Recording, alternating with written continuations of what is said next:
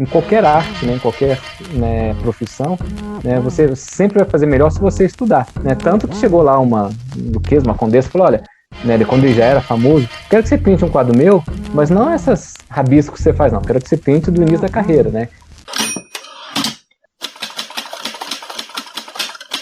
Olá, meu caro ouvinte, eu me chamo Raik Tavares e tá no ar mais um live com o autor. Como é que você tá? Tudo bem com você? Espero que você esteja super bem.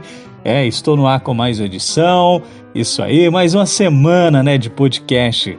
Espero que você esteja adorando todos os episódios que estão passando por aqui, todos os nossos amigos, escritores, criadores de conteúdo que estão passando aqui no Live com o Autor nessa segunda temporada.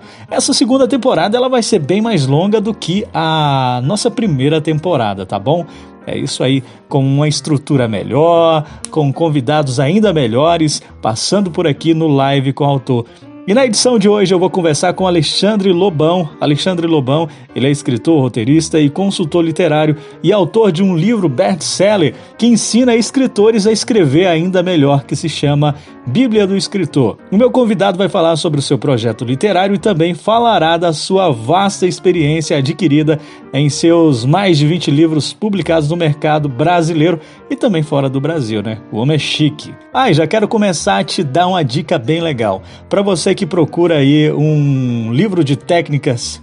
E aproveitando, já faço aqui o merchan para você comprar o livro do Alexandre Lobão aqui no link deste episódio, tá bom? Pode entrar pelo link aqui deste episódio, você vai na Amazon e já compra esse livro que vai te dar aí um gás muito grande na sua escrita. Aproveitando, eu também quero te indicar 2 cursos bem diferentes. Um é de roteiro e o outro é de escrita criativa. O primeiro curso é esse, o de roteiro, tá bom? Você que está aí buscando, né, aprimorar a sua escrita e quer entrar nesse vasto mundo do cinematográfico, então é uma boa oportunidade você conferir esse curso que eu vou te recomendar agora. O curso básico de roteiro foi desenvolvido para iniciantes na área da escrita criativa. Capacita qualquer pessoa a escrever o seu primeiro roteiro cinematográfico, da concepção da ideia ao roteiro escrito no papel. O curso é ministrado pelo professor e roteirista Jefferson Jacobi. Então aproveita que o curso está aí de R$ 89,90. Adquire esse curso para você dar um upgrade na sua escrita e, claro, né, você se aprimorar no roteiro, que é principal. Outra boa oportunidade para estudar é o curso de criação literária. As aulas são 100% digitais, com videoaulas gravadas que o aluno poderá assistir no ritmo e no horário que você quiser, tá bom? Você que decide a hora que você vai estudar. São mais de 6 horas de conteúdo original, dividido em 10 módulos, com 65 videoaulas, onde o escritor e roteirista Renato Modesto aborda de modo profundo e abrangente a teoria e os fundamentos técnicos para escrever uma boa história. Ao longo das aulas, o aluno vai encontrar temas fundamentais para todos os escritos de ficção literária, universo da narrativa, criação, estrutura do enredo, criação de personagens, criar diálogos e muito mais. O curso tá uma pechincha. Nesse link desse episódio, você compra No link deste episódio, você compra o curso. No link deste episódio, você compra o curso por apenas R$ 69,20. Então aproveita, tá uma pechincha, vai lá e aprimore aí a sua escrita, tá bom? Se você gostou dessas indicações, vai aqui no nosso link agora mesmo e adquira aí, tá certo? Avisando que o podcast Live com o Autor agora tem um canal no YouTube. Você que ainda não assinou o nosso canal lá no YouTube, pode assinar, dá uma força lá. Precisamos de 1.000 seguidores lá, tá certo? Vai lá, indica para os amigos, só procurar Live com o Autor, ok? Tá aqui na bio. E você, caro ouvinte do Live com o Autor, também pode nos apoiar no nosso Apoia-se, que também tá no link da bio desse episódio. Agora vamos para o episódio de hoje em 3, 2, 1 e claquete! Sou Alexandre Lobão, eu sou escritor aí faz uns 20 anos, faz 21 anos que eu sou escritor, estou aí com 20 e poucos livros, né? Eu venho da área de informática, então isso faz com que eu acho que eu tenho uma visão um pouco mais pragmática, mais lógica das coisas, e desde que eu comecei a escrever, eu comecei a perceber que existe um método, né? Que é aquela história de escrever por inspiração é muito bonita para dar entrevista, mas na prática, se você não se organiza, você não consegue cumprir prazo com a editora, né? Você não consegue fazer uma história complexa, né? Imagina um George R. R. Martin escrevendo Crônicas de Fogo e Gelo, tudo na cabeça, né? Não tem como, as pessoas têm que se organizar. Eu fui trabalhando em cima dessa ideia do método, fiz alguns cursos, né? Li um monte de livros. Depois eu comecei a dar cursos, né, sobre escrita, né? Comecei a ser jurado de concursos. Aí depois eu produzi o Bíblia do Escritor com esse conhecimento todo aí, porque eu tenho esse negócio, né, de querer sempre passar adiante. Então, no fundo, quem sou eu? É uma coisa difícil as pessoas assim dizerem eu sou um escritor, né? Porque parece uma coisa muito grande. Mas eu acho que hoje em dia eu já consigo dizer isso com um pouco de tranquilidade, né? Eu sou um escritor, né, e sou um formador de escritores.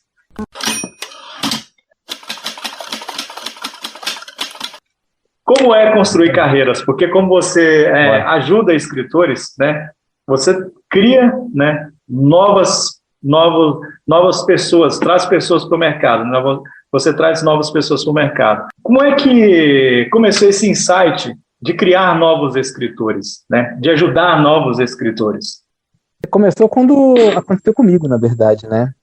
Eu escrevia desde dos 12 anos de idade, né? Escrevia e guardava na gaveta, né? Outra pessoa lia umas histórias e falava, é bom, é bom.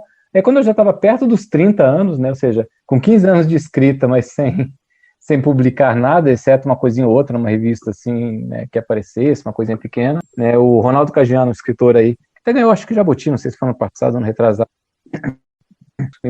arranjou um cara que revisava, e apresentou para a editora, quer dizer, ele né, me acompanhou até o livro estar pronto. E aí depois que o livro ficar pronto, é uma coisa meio mágica, né? Você segura aquele livro não e fala, caramba, eu posso, né? E aí, quando você percebe que você consegue fazer você não consegue parar, né? Tanto que a minha média está mais de um livro por ano, né? Nos últimos, desde que eu publiquei o primeiro, né? Publiquei o primeiro em 2000, hoje eu estou, acho que com 24 livros, né? Com 21 anos de diferença, e estou com 2 livros, talvez, para sair esse ano, né? Então, depois que você tem esse impulso inicial, faz toda a diferença do mundo. E eu resolvi continuar isso para manter essa corrente do bem, né? Fazer do mesmo coisa que o Caggiano fez. Então tem muita gente que entra em contato comigo, que me liga, e às vezes você percebe que a pessoa tem uma ideia muito boa, tem um monte de coisas, mas está faltando, às vezes, um direcionamentozinho pequeno, né? E assim, né, eu aprendo muito com todo mundo que vem conversar comigo, mas eu já quebrei muita cabeça. Então às vezes o cara está querendo fazer uma coisa, eu vou fazer assim, eu falo, olha, eu já tentei para esse caminho, não deu certo. Né? Se você quiser alfinetar essa dificuldade, você pode dar e ter um resultado até diferente. Né? Mas assim, nasceu esse negócio de crescer escritor justamente porque eu fui ajudado e eu percebi que faz muita diferença. Né? Você poupa muito tempo, muito esforço, quando alguém que já conhece um pouco mais te dá essa força. Né? E faz muito bem. Né? Eu acho que não só para o aprendizado em si, né? Porque eu aprendo muito, como eu falei, com todo mundo que vem perguntar alguma coisa, mas pelo lado, né, do coração mesmo. Né? Eu acho que as pessoas são verdadeiramente felizes quando elas dão alguma coisa de si para os outros. E você, sei lá, dar um dinheiro, dar uma comida, é super necessário, mas é fácil. Né? O mais difícil é você dar de si. Né? Você realmente dedicar atenção, você ajudar a pessoa de alguma forma. Né? E é um pouco disso, né, que eu faço. Né? É por conta dessa vontade de ajudar, né, as pessoas e poupar tempo dos outros, né? Acho que não custa nada. Se todo mundo fizer um pouquinho disso, acho que o mundo vai ser melhor.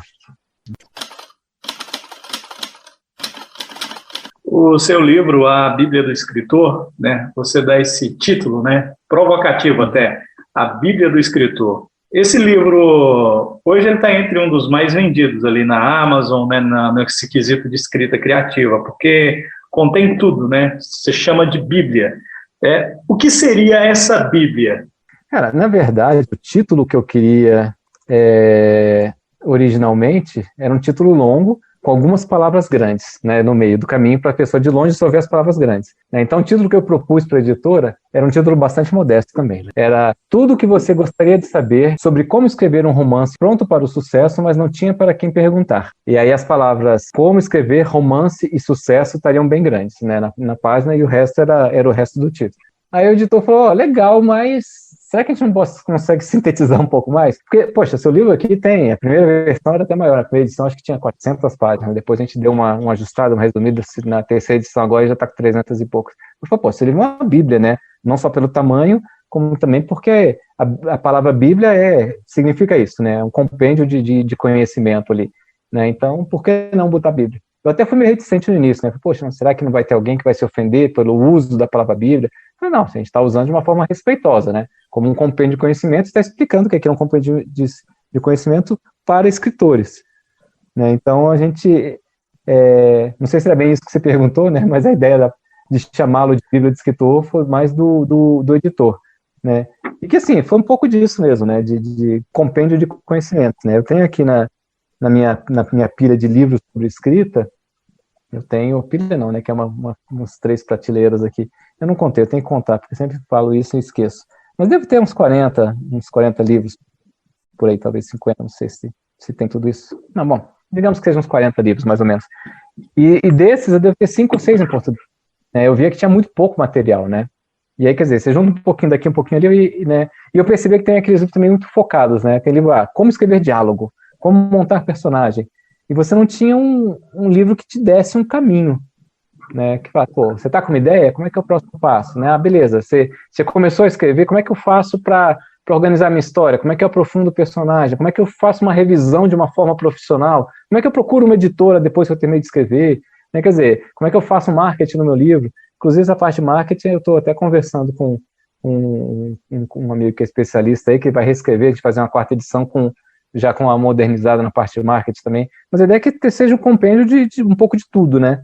Então, que eu chamei algumas pessoas até, para tipo, essa parte de marketing, por exemplo, para escrever um pouco dessas partes que eu domino menos. Né? Falei com a agente literário Marisa Moura para falar da parte dos agentes literários, né? Quer dizer, eu juntei, né, a parte que eu conhecia com algumas partes, pegando pessoas mais experientes para poder, né, incluir ali. O que é o escritor do século XXI para você? Cara, essa pergunta está na minha lista aqui, porque eu faço toda quarta-feira, toda quinta-feira eu faço lives, né, no Instagram, ou quase toda, e é uma das listas, é uma pergunta que eu gosto sempre de fazer, né, agora você está se vingando, né, perguntando para mim, porque é uma coisa totalmente incerta, né, porque o escritor, né, assim, a escrita ela evolui muito com o tempo, né, se você vai ler o livro, por exemplo, A Morte de Arthur, né, do Sir Arthur Thomas Malory, foi escrito aí, foi um compêndio, na verdade, feito por ele, de coisas que ele ouvia, e tem, acho que 600 anos de idade. É totalmente diferente de um Don Quixote, por exemplo, que é totalmente diferente do que se escrevia nos anos 70, que já é totalmente diferente do que se escreve hoje, né? Assim, a forma como a gente escreve as coisas hoje é muito mais dinâmica. A gente tem que fazer coisas muito mais, que mantém o leitor muito mais interessado na história do que um escritor dos anos 70. Né, apesar de fazer aparentemente pouco tempo, mudou muito, principalmente com a questão da internet, a capacidade das pessoas e o interesse das pessoas, a forma como é que elas absorvem a informação mudou muito. Né, como é que você fala? O tempo de atenção de uma pessoa hoje na internet, né, quando começou a internet, ele era, acho que chegava a mais de 1 minuto, ou coisa parecida, né? Há uns 10 anos atrás, era tipo 11 segundos. Eu posso estar até errando os números, mas isso eu estou tirando de cabeça. Né, mas eu li um artigo sobre isso. Né, então as pessoas são muito atraídas por um visual e passam de um lado para o outro, assim, assim, as pessoas normalmente não conseguem se manter interessadas durante muito tempo. Né, e isso acaba se refletindo também na forma como elas absorvem informação em outros lugares que não são a internet. Né. Então, não, assim, às vezes o cara não está navegando na internet, mas está lendo digitalmente. Né. Na pandemia subiu loucamente a venda de e-books, né, na América Latina como um todo.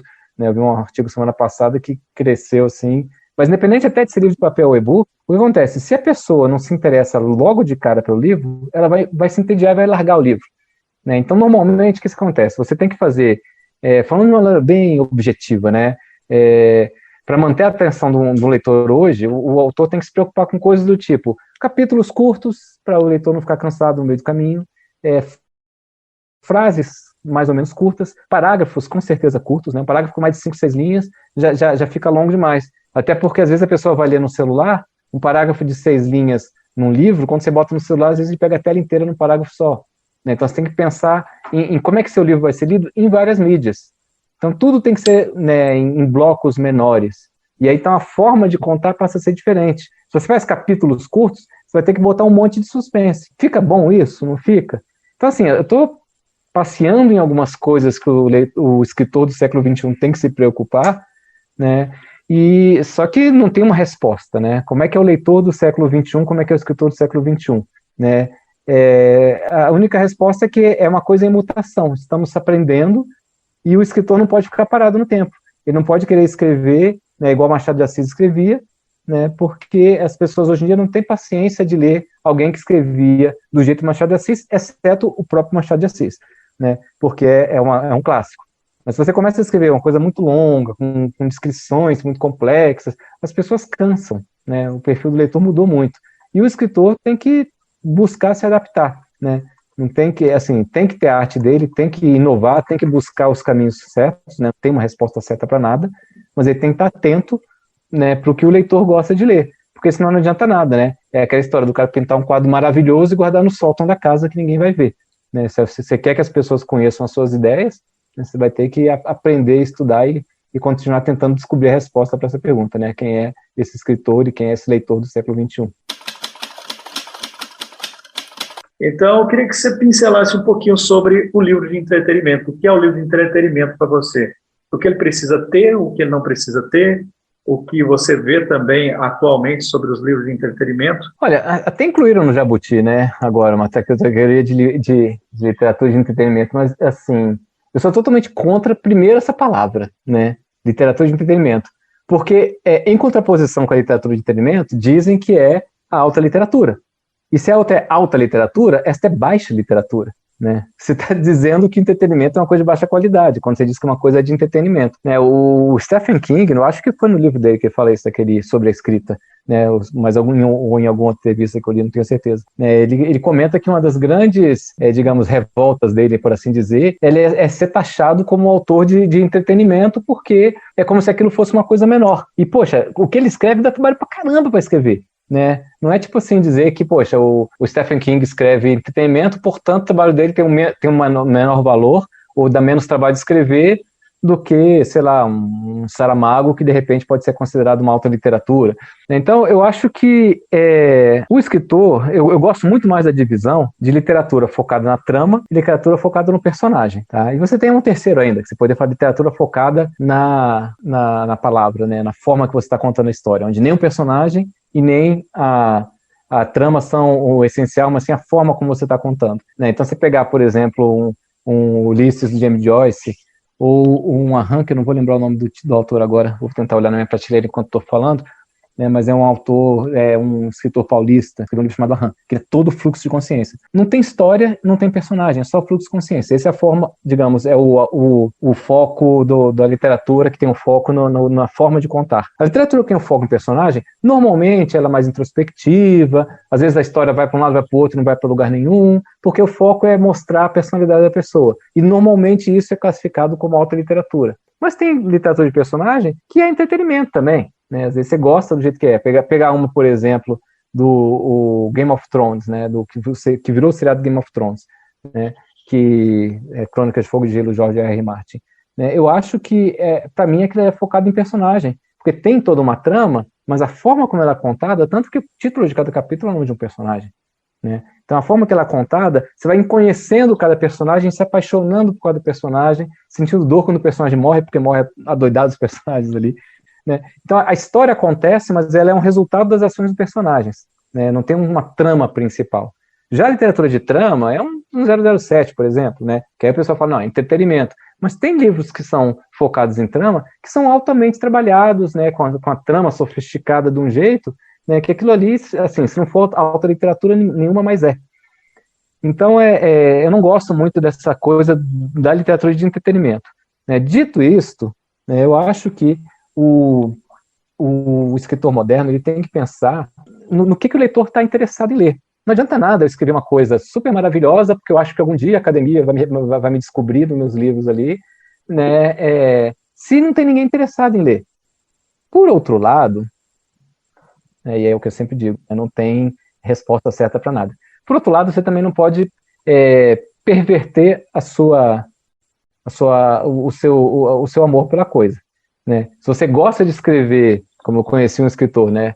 Ele gostava de escrever, entre aspas, bonito, digamos, né? Cheio de palavras difíceis, cheio de coisas assim, com estruturas sofisticadas na frase. Então, para você ler uma página do livro dele, você levava assim um tempo que você leva para ler 3 páginas. Se é aquilo que ele gosta, você tem que investir no que você gosta, no que você acredita. Né? O que você não pode fazer, e aí eu acho que assim, aí eu posso dar uma regra, digamos, que é geral para todos, você não pode simplesmente achar que, é assim que eu faço e pronto. Né? Você tem que estar sempre estudando, sempre descobrindo novas formas. Então, poxa, se a literatura de entretenimento, que a gente classifica como isso, é um negócio que empolga mais o leitor, né, e eu gosto de escrever, né, desse jeito, digamos, sofisticado, com palavras difíceis e tudo mais, por que não escrever desse jeito, mas buscar uma maneira de deixar o leitor mais interessado, de gerar um suspense onde o leitor vai entrar mais fundo na história ali, ficar agoniado sem saber o que está acontecendo. Quer dizer, você sempre pode aprender, em qualquer arte, né, em qualquer, né, profissão, né, você sempre vai fazer melhor se você estudar. Então, eu acho que as pessoas não podem abrir mão do que elas acreditam, mas elas têm que estudar muito, né, sempre. E aí, assim, eu sempre lembro do exemplo do Picasso também, né? Se você vê a trajetória do Picasso, né? Poxa, ele estudou em grandes escolas, né, de arte, né, lá na Espanha, né, com coisas clássicas. Acho que estudou até fora da Espanha também, não sei se foi para Paris. Estou lembrado agora, mas tipo assim, ele era um exímio retratista, ele pintava aqueles quadros maravilhosos assim, né, tanto que chegou lá uma duquesa, uma condessa, falou, olha, né, quando ele já era famoso, quero que você pinte um quadro meu, mas não essas rabiscos que você faz, não, quero que você pinte do início da carreira, né, então ele pegou e fez, né, ele estava precisando de dinheiro na época, fez aquele quadro maravilhoso, com luz e sombra, aquele negócio assim incrível, né, entregou para ela, falou, nossa, que maravilha, muito obrigado, pagou o dinheiro, falou, ó, esse aqui é o quadro, como você comprou. E aí ele tinha pintado 2, né? Aí mostrou do lado, né? Com os 2 olhos na cara, quer dizer, aquele Picasso que a gente conhece, e falou, esse é como eu te vejo.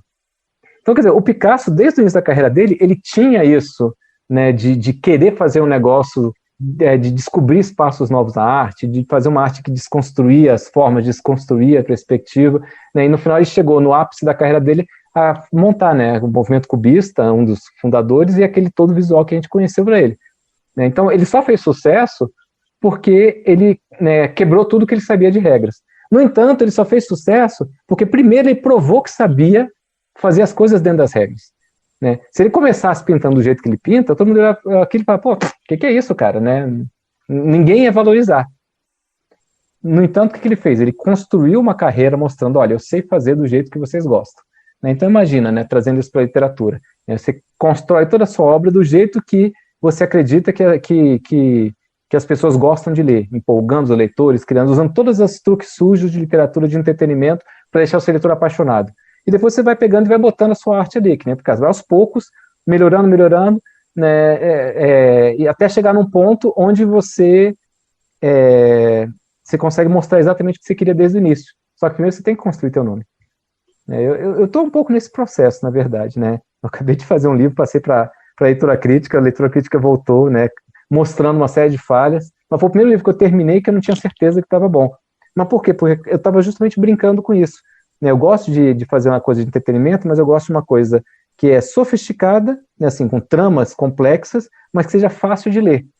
E nesse último livro, né, poxa, eu botei 3 tramas intercaladas, com tempos verbais diferentes, eu fiz um negócio tão sofisticado que o leitor quis falar, olha, muito legal, mas ficou experimentalista demais, ninguém vai gostar. Né? Quer dizer, ninguém vai gostar, não. Falou assim, alguns leitores vão estranhar, e se os leitores vão estranhar, os editores vão estranhar. Então o editor não vai querer publicar, né, do jeito que está, porque você ficou experimentalista demais. Então vou ter que dar um passo atrás, ser um pouquinho menos experimentalista, né, que eu já fiz isso nos livros anteriores, né, vou dar um pouquinho mais de passo e deixar esse excesso de experimentalismo para mais para frente. Né? Eu tenho que acostumar meus leitores aos poucos. Né? Eu acho que é o caminho para todo mundo, né? Descobrir qual é o seu, o que você gosta de fazer e investir nisso, né, sempre com a humildade de saber que está sempre aprendendo, né, não achar que sabe tudo, que não pode aceitar, né, um aprendizado ou um ajuste no que você faz, porque vai estar se vendendo, como tem umas pessoas muito orgulhosas, né, que falam, pô, não vou alterar nada da minha arte, né, como se estudar, né, fosse provocar alguma coisa ruim no trabalho delas. O que é o escritor de sucesso? É possível viver de literatura com mais de 20 obras publicadas aqui no Brasil? Vamos lá, primeira parte. O que é o escritor de sucesso? né? Escritor de sucesso é aquele que atinge o que ele acha que é sucesso. Então, por exemplo, né, se o escritor ele tem como veio para vez não lembro se era um escritor ou uma escritora, né, que a mãe dessa pessoa foi a primeira caminhoneira no Brasil. A primeira mulher que, imagina, né, quer dizer, só tinha homem no ambiente, de repente entra uma mulher querendo dirigir caminhão. O tanto que ela enfrentou, não só quando começou, mas, poxa, com o cliente, com os outros caminhoneiros, passou uma barra violenta para sustentar a família, porque era o que ela achava que ela queria fazer e fez e abriu espaço ali, né? E essa pessoa queria escrever o livro de qualquer jeito da história da mãe, né? Ela escreveu, bom, não sei se ela escreveu, né, mas imaginando, né? Se ela escreveu o livro, né, publicou, sei lá, 100 exemplares do livro, pegou esses 100 exemplares e deu para cada um da pessoa da família, porque o objetivo dela era deixar um registro histórico para a família daquilo ali, e talvez para o Brasil, mas assim, principalmente para a família, né? Então, aquilo era um sucesso para ela. Se ela terminou o livro e entregou para a família, chegou no sucesso e pronto. Né? Tem gente que escreve um livro e fala, não, nunca mais eu quero escrever nenhum. Né? Quando já conheci um escritor assim. Né? Não, já escrevi, o meu objetivo era terminar um livro porque eu achava que eu tinha que fazer isso na vida. Fez o livro, né, publicou lá alguns exemplares, dá de presente para os amigos nos aniversários, né, para dizer, olha, aqui é um livro que foi eu que escrevi, né, quer dizer, uma coisa que era o desejo dele ter um livro. Chegou no sucesso. Agora, o sucesso como vendas, né, um sucesso, qual é o sucesso? Se o cara fala, eu quero viver de ser escritor, se esse for o sucesso dele, aí vai dar um pouquinho mais de trabalho, né. Viver de 20 livros é possível no Brasil? Sim, na verdade de menos até, né? Porque os livros eles funcionam como uma coisa que a gente ficou conhecendo na internet 2.0 como o fenômeno da cauda longa, né? Mas já sempre foi assim, né? O que é isso? É que todo livro que você publica, você vende mais todos os anteriores. Então, se eu lancei um livro hoje, ele vai vender 1.000, né? Aí depois de 1.000 ele vai vender por mês, 900, 700, 500, 200, 300, e ele sempre vai vender um pouquinho, né, se for um livro bom, né, que fica como backlist que o pessoal falou, tá sempre vendendo ali um pouquinho. Quando eu lanço um outro livro, esse primeiro livro vende 1.000, e aquele outro que estava vendendo 100, ele pula para 500. Aí os dois vão baixando de novo, aos pouquinhos. Aí quando eu lanço o terceiro livro, aquele que estava vendendo 50 vende 300, o que estava vendendo 100 passa para 500 e aí vai, né? Então, isso é uma coisa que o André Bianco me ensinou quando ele estava na época lá, acho que no quarto, quinto livro, né? Eu conheci ele naquela época lá. E aí ele, poxa, todo mundo dizia, não adianta você escrever terror no Brasil, porque você nunca vai ver de terror. O brasileiro gosta de ler Stephen King, né? O brasileiro não vai querer ler André Bianco. Pô, quem é André Bianco, né? As pessoas ele ouvia isso direto, né? E, poxa, foi batalhando, ele largou o emprego dele e falou, não, cara, eu vou viver como escritor. Ele trabalhou na Globo, né? Só te interrompendo, ele trabalhou na Globo como roteirista. Isso recentemente, né? Estou falando no início da carreira dele, né? Ele largou o emprego que ele tinha, né, para poder ficar só, né, escrevendo, e ele batia de livraria em livraria. Poxa, você quer vender meu livro aqui? Isso aqui convencia o dono da livraria, batia papo com os vendedores, explicava como era o livro e ficava rodando, né? Então, na época ele morava em Osasco lá, né, a esposa ajudava a manter a casa também, e ele ficava vendendo picadinho o livro aqui, até que ele começou a fazer sucesso. Mas qual é a receita, por assim dizer, que ele deu? Primeiro, você tem que fazer um livro por ano, porque senão as pessoas te esquecem. Tá? Segundo, você tem que ser o mesmo público. Tá? Então, no meu caso, eu tenho mais de 20 livros, eu tenho mais de um livro por ano. Né? Só que os meus livros são muito variados. Porque eu estou escrevendo aqui um livro, sei lá, eu terminei agora, mês passado, um livro que é ficção científica, que eu escrevi porque deu vontade. Eu não tenho público de ficção científica. Pô, nunca escrevi ficção científica, deu vontade de escrever. Né? E concluí, foi isso que eu falei, que teve a leitura crítica, né, que agora eu estou trabalhando em cima dele. E concluí um outro livro também, que eu estou escrevendo com uma parceria com uma escritora, que já era encomenda de uma editora, né, que é uma série de livros de uma infanto-juvenil, de Quatro Fantásticos. Então tem muito disso, né? Eu estou escrevendo um livro aqui, quando estava escrevendo um romance, um infanto-juvenil, que também está sendo avaliado agora com uma editora aí, mas não foi publicado. Estava escrevendo esse romance infanto-juvenil, tinha planejado lá que ia terminar ele em 3 meses. Aí no meio do caminho apareceu um editor e falou, olha, apareceu um edital aqui do Ministério da Educação na época, e eu estou querendo mandar um livro para lá, né? E eu estava num grupo de escritores, né? E eles falaram, alguém tem algum livro sobre, né? Aí passar lá os pontos do edital, né? Falei, não tenho, mas quanto tempo para poder lançar no edital? Bom, o edital deu 2 meses, então você tem que entregar para mim em no máximo, né, 45 dias, para dar tempo de eu, né, revisar, imprimir uma cópia e entregar uma cópia que tem que entregar para o edital. Então, beleza, né? Eu tinha 30 dias, na verdade, né? 45 eu tô sendo bonzinho, né? Mas assim, eu tinha 30 dias para pesquisar o assunto, escrever o livro e entregar. Aí eu parei tudo, escrevi e passei. Então eu faço muito isso de escrever por encomenda. Então, se você for ver meus livros, né, eu tenho 5 ou 6 livros técnicos, né, eu tenho 6 ou 7, sei lá, né, tenho, sem contar o do Bíblia Escritor, Bíblia Roteiro, que são os livros, né, são técnicos, mas na área de literatura, tem uns 4 ou 5 infantis juvenis, tem um ou 2 infantis, tem 4 infantis, tem uns 2 ou 3 adultos, né, com temas diferentes. Então, assim, é muito, muito variado. Então, as pessoas hoje que me conhecem mais, me conhecem por ser um cara que escreve qualquer coisa e por conhecer um pouco mais da técnica da escrita em si. Mas os livros que mais vendem meus são justamente esses infantos juvenis, o que eu terminei de escrever agora com uma parceria, né, com a escritora Cida Chagas, porque todo ano eu estou escrevendo um, né, e é o mesmo público, né, porque a editora, escreve mais um desse, beleza, escreve lá. Então acaba que quem compra um, né, acaba comprando os outros todos, né, eu já tenho 3, no quarto saindo agora nesse ano, né, quer dizer, quem comprar o quarto vai comprar os outros também, e quem comprou os 3 primeiros vai querer comprar o quarto. Então, se você quer viver de escrever, você vai ter que focar num público, né, foca no público, vê o gênero que você gosta de escrever, né, não vê moda, não vê nada, porque moda passa, né, você vê, o que eu gosto de escrever? Eu gosto de escrever isso, beleza, então pega e faz o seu nicho, né, publica um livro por ano para aquele nicho ali, que aos poucos vai tendo gente suficiente. Quando você chegar a 1000 leitores fiéis, você garante a sua carreira pro resto da vida, inclusive de viver de livro, porque se você tem 1000 leitores fiéis, eles vão comprar o seu livro quando você lançar, nos 3 primeiros meses, normalmente, né, desde que eles tenham essa informação, você tem que ter essa parte de informação bastante grande. Então, 1000 livros, você garante uma edição de 5.000, né, que já é uma edição de um porte de uma Record, por exemplo, uma edição mínima de uma editora grande.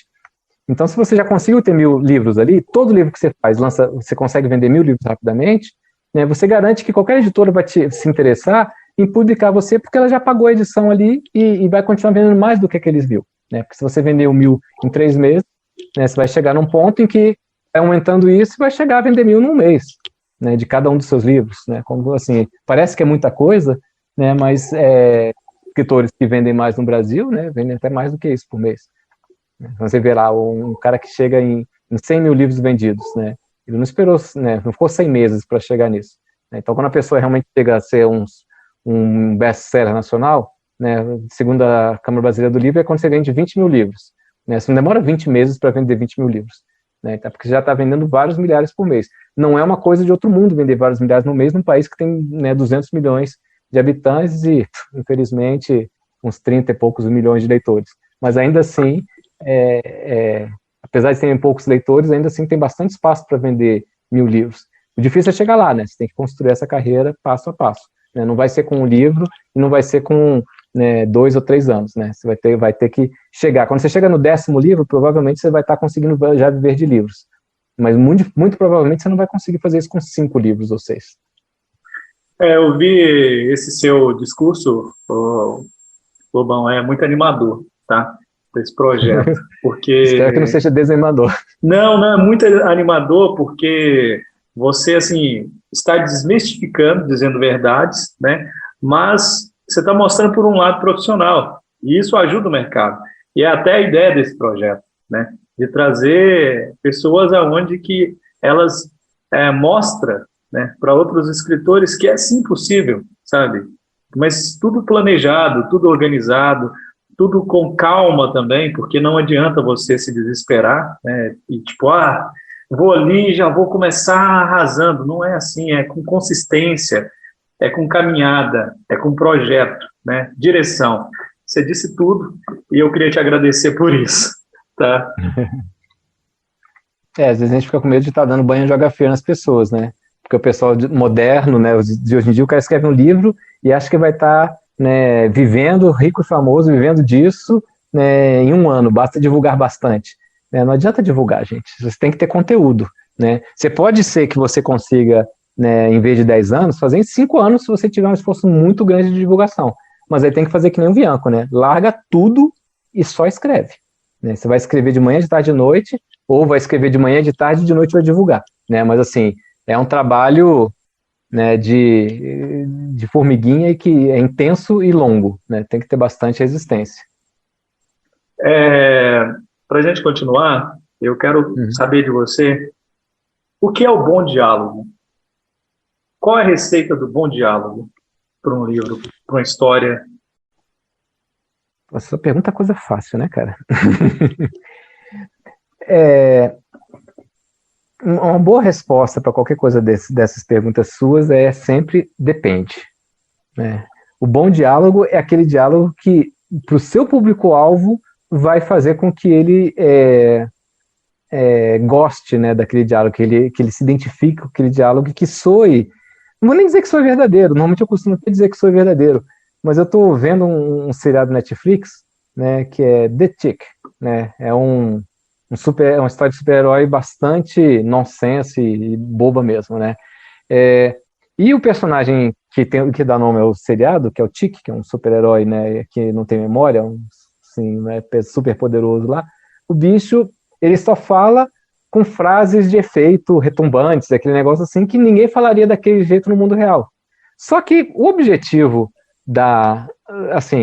o foco da história é justamente esse, é mostrar o absurdo da coisa, né? Aquele negócio que é clichê. Então, o diálogo clichê funciona muito bem. Então, tem regrinhas variadas que vão ver em vários livros, né? Não usar clichê, evitar jargões, né? Tipo, sei lá, né? O cara é advogado e ficar toda hora falando data vênia, coisa parecida, pô. O cara pode ser advogado e escapar um jargão ou outro em algum momento, mas ele não vai encher de jargão, né? Uma coisa importante também, né? Que diálogo você não escreve com erros. O diálogo no livro, ele tem que soar natural, mas apesar das pessoas falarem errado, você não pode botar muitos erros no diálogo.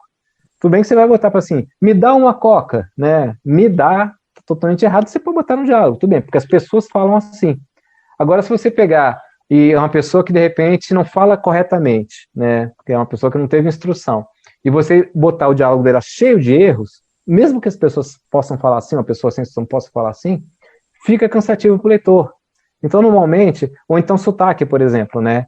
Você vai botar o gaúcho lá, toda hora vai ter um bate, não sei o quê, e aí você taca umas palavras, né? Você viu, aprenda que não sei o quê, você vai botar muito jargão local ali, aquilo acaba ficando pesado.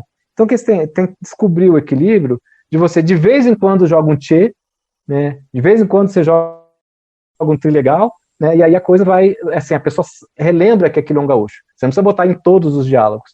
Então, eu acho que o grande, digamos, segredo do diálogo é que ele tem que soar não, natural para a história, não necessariamente natural no sentido de parecer, como eu falei no exemplo lá do personagem do super-herói, né? Não tem que soar verdadeiro, mas ele tem que soar natural no contexto da história, mas ele não é um diálogo que é igual ao diálogo falado, né? As pessoas, né, você tem que evitar o excesso de escrita culta, né?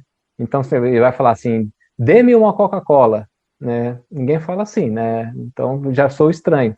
Agora também você não pode botar exatamente como você fala na hora que você escreve. Você pode pega qualquer livro e pega um diálogo assim e sai lendo em voz alta. Você vai reparar, se você lê em voz alta, que ele não soa muito certo, porque as pessoas, na verdade, não falam exatamente daquele jeito, né? Então você tem que buscar um equilíbrio, e a única forma de você descobrir, né, não só no diálogo, mas também no texto, né, uma pergunta tão difícil quanto essa é como fazer um bom ritmo na sua história, né? Porque ritmo é uma coisa difícil até de definir, quanto mais de você explicar para as pessoas como fazer bem, né? Então, a única forma de você aprender a fazer bons diálogos é ler bons diálogos, né? Você ler muito, né? Todo escritor tem que ler demais. Não adianta nada você pegar o Bíblia de escritor e, beleza, vou fazer uma estrutura da história, vou fazer isso, vou definir o personagem. Se você não lê muito, vai ficar ruim a tua história, né? Você tem que ter bagagem. Então, assim, pessoas que fazem ótimos diálogos, por exemplo, o George R. R. Martin, por exemplo, que já mencionei, os diálogos dele são muito bons, mas tem um para mim que é o melhor de todos, né? É o Orson Scott Card, né? Que é um escritor de ficção científica, que escreveu, né? Para mim, o melhor livro deles é O Orador dos Mortos, né? Um dos melhores livros dele, né? Que é a história de um cara que é ficção científica, né? Então ele viaja entre planetas, e aí chegou alguém que morreu, contrata os serviços dele, alguém morreu, ele chega e conversa com todas as pessoas que conheceram aquela pessoa, E no momento do enterro, ele pega e fala da vida da pessoa, né? Não como, né, um parente, um amigo, alguma coisa falaria, mas como é assim, a visão, digamos, entre aspas, real daquelas pessoas, que as pessoas tinham daquela pessoa, seja bons, ruins e tudo mais, né? Então ele fala aquilo de um jeito para as pessoas realmente prestarem uma homenagem real ao falecido ali. Agora, o Orson Scott Card, ele começou no teatro. Então, assim, até muito bom, aliás, né? Se pegar o Alto da Compadecida, por exemplo, é excepcional, os diálogos são ótimos também, né? Então, qualquer coisa de teatro ajuda muito a gente a ver como é que funciona. Apesar do diálogo no teatro ser falado, ainda assim ele se aproxima muito do diálogo, né, literário. Então, o Orson Scott Card, como ele veio dessa área de teatro, os diálogos dele são muito bons, né? Então, ele pode estar falando, sei lá, né? É um ursinho alienígena conversando com uma lagosta, né, de outro planeta, e ainda assim soa verdadeiro, é uma coisa maluca, né? Então, eu acho que tem que ler muito para poder fazer a coisa direito, né? Não tem uma resposta certa para isso, como não tem resposta para nada, né? Acho que a única regra que você não pode quebrar nunca é que você não pode entediar o seu leitor, né? E nem deixá-lo confuso. Ele tem que ler e tem que parecer que está conversando com você, que você está contando a história, né? Ele tem que sentir que a história está fluindo como se ele estivesse vendo um filme, né? E aí o que você faz para isso, né? Quer dizer, você está no volante do carro, você faz o que você quiser, você só não pode balançar muito nas curvas.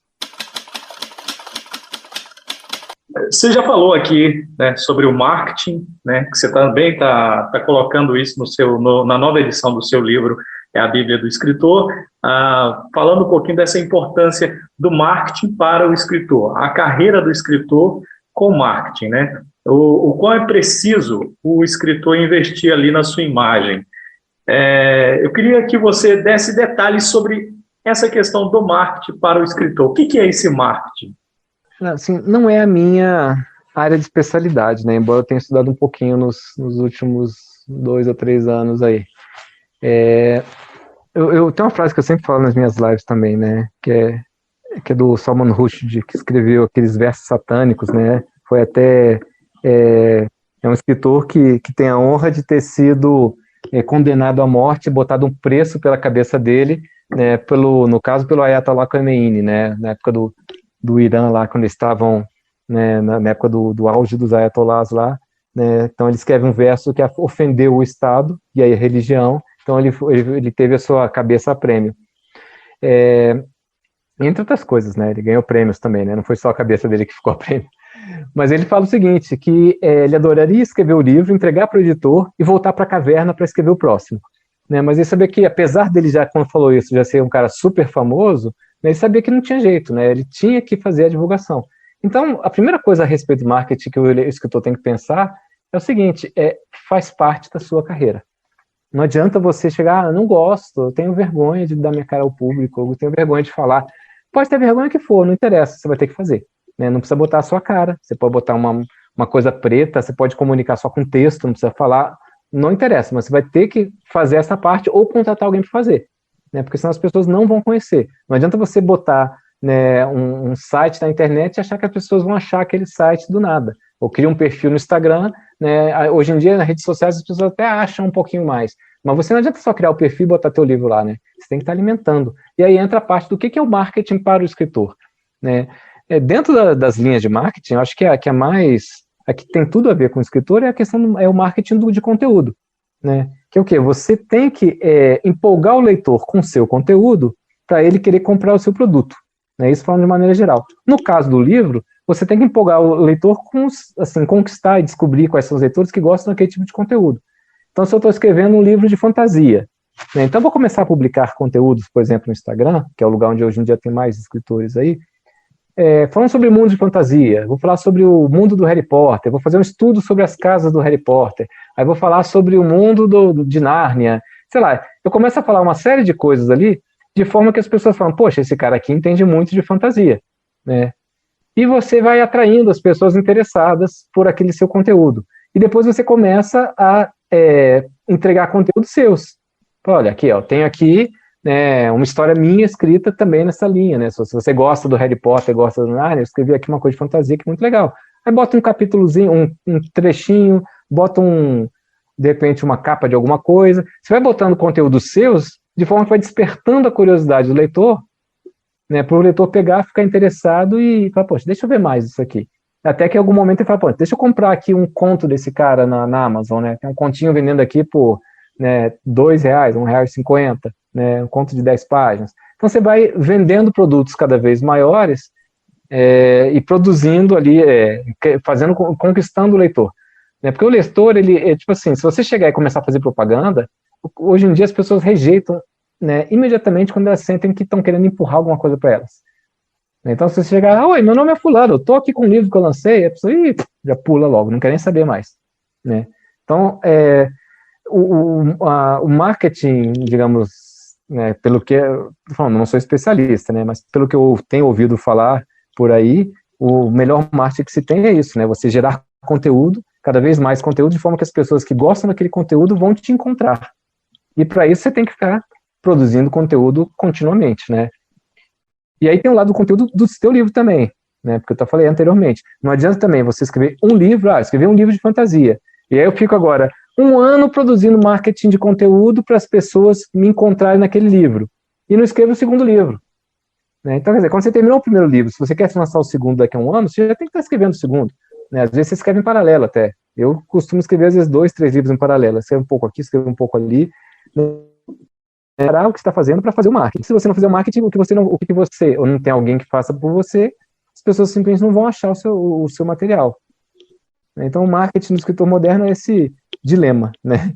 Entre gerar conteúdo para atrair as pessoas e continuar gerando livros que as pessoas vão se interessar por eles, né?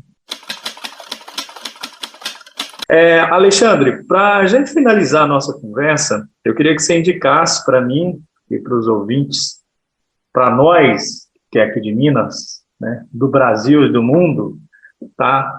Um livro, um filme e uma série. De qualquer coisa. Qualquer coisa. Aberto, o que você tá vendo, o que você já viu, o que você gosta, até o que você não gosta também. Vamos lá, então. Um livro. Um dos que eu li esse ano aqui, que eu achei bastante interessante. Vou falar logo 2 livros. Né? O primeiro é do Joel Dicker, né? A Verdade sobre o Caso Harry Quebert. Esse livro aqui é a história de um escritor, e que ele é um escritor que fez muito sucesso. Ele começou a escrever mais ou menos, digamos, sob as asas de um escritor famoso da época, né, que foi professor dele, e esse escritor que foi o mentor dele é acusado de assassinato. E aí ele começa a pesquisar, né, para tentar inocentar o professor, e começa a descobrir um monte de coisa, e é uma trama, assim, muito, apesar de ter algum personagem ou outro que é um pouquinho exagerado, umas besteirinhas assim, o livro é muito bom porque a trama dele é muito bem feita, né? Quando você acha que está tudo resolvido, aparece mais um fato que muda tudo. Aí quando você acha que está tudo resolvido, aparece um novo fato que muda tudo, né? Chega no final você fala, putz grila, você dá tanta cabalhota que você fica até sem saber onde é que é em cima e embaixo. É muito bem construída nessa questão da trama. E de vez em quando tem as dicas do escritor do mestre lá, né? Que pega e dá uma dica pro, assim, o escritor que está fazendo sucesso agora, fala das lições que ele aprendeu do mestre, então acaba trazendo esse lado para quem é escritor também meio interessante. Como eu falei que ia falar 2, vou falar o segundo, né? A Estrada, do Cormac McCarthy. É um livro, assim, maravilhoso. Né? É um livro que você tem uma ideia, é um livro de pós-apocalíptico, né? Uma coisa assim de ficção científica, e ganhou o Pulitzer. Quer dizer, um prêmio super sério, que de ficção científica o pessoal normalmente nem concorre para isso, porque eles não fazem. Que é um livro que não apesar de ser um mundo pós-apocalíptico, é um livro que trabalha profundamente as relações de um pai e de um filho ali, né? Toda vez que a criança fala, você tem vontade de chorar. É um livro, sim, realmente maravilhoso.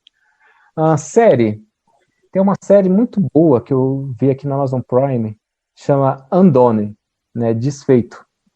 Né? Que é uma pessoa que começa, aparentemente, a ter surtos psicóticos, mas ela não sabe, e nem você que está assistindo sabe, se a pessoa, o que ela está fazendo é a cabeça dela que não está funcionando direito, ou se realmente ela está tendo um contato com uma realidade paralela, com viagem no tempo, com um monte de coisas, né, que eram, digamos, realizadas nas cerimônias xamânicas lá dos índios da América Central lá, e que parece que ela é uma descendente. Então, assim, ele trabalha de um jeito a história, e a história tem um visual muito bonito também, né? Ele é feito com uma animação 3D em cima de autores reais, mas com um desenho de estilo cel shading, né? Então ela dá a impressão de você tá vendo uma pintura animada.